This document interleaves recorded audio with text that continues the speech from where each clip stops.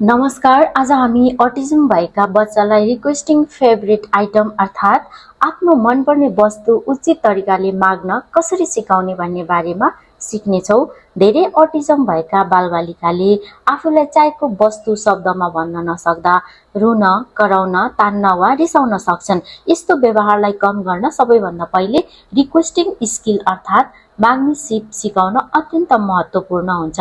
किन requesting skill महत्त्वपूर्ण छ? जब बच्चाले आफ्नो आवश्यकता शब्द, इशारा, पिक्चर कार्ड वा एएसी डिभाइस मार्फत व्यक्त गर्न सिक्छ, तब उसले अरूसँग प्रभावकारी रूपमा सञ्चार गर्न सक्छ। यसले बच्चाको आत्मविश्वास बढाउँछ, निराशा कम गर्छ र सामाजिक सम्बन्ध सुधार गर्न मद्दत गर्दछ। यसको स्टेप अनुसार हामीले कसरी सिकाउन सकिन्छ? स्टेप 1, बच्चाको मनपर्ने वस्तु छान्नुहोस्। सबैभन्दा पहिले बच्चालाई धेरै मनपर्ने वस्तु छान्नुहोस्। उदाहरणका लागि ball, toy car, bubble, teddy bear, मनपर्ने स्न्याक्स। यस्ता वस्तुले बच्चालाई सञ्चार गर्न प्रेरित गर्छ। स्टेप 2, वस्तु देखाउनुहोस् तर तुरुन्त नदिनुहोस्। अब मनपर्ने वस्तु बच्चाले स्पष्ट देख्ने गरी समात्नुहोस्, तर बच्चाले केही प्रयास नगरी तुरुन्त नदिनुहोस्।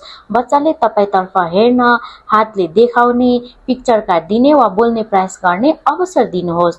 स्टेप 3, अनुरोध गर्न प्रोत्साहन गर्नुहोस्। यदि बच्चाले बोल्न सक्छ भने भन्न सिकाउनुहोस्, बल प्लिज, मलाई बल दिनुहोस्। यदि बच्चाले बोल्न सक्दैन भने पिक्चर कार्ड प्रयोग गर्न सिकाउनुहोस्। हातले देखाउन प्रोत्साहन गर्नुहोस्। जेस्चर वा एइसी डिभाइस प्रयोग गर्न सहयोग गर्नुहोस्। याद राख्नुहोस्, उद्देश्य बोलाउनु मात्र होइन, कुनै पनि उपयुक्त सञ्चार माध्यम प्रयोग गरेर आफ्नो आवश्यकता व्यक्त गर्न सिकाउनु हो। स्टेप 4, तुरुन्त वस्तु नदिनुहोस्। बच्चाले सही तरिकाले अनुरोध गर्ने बित्तिकै ढिला नगरी वस्तु दिनुहोस्। तुरुन्त प्रतिक्रिया दिनाले बच्चाले मागेपछि पाउँछु भन्ने सम्बन्ध सिक्छ।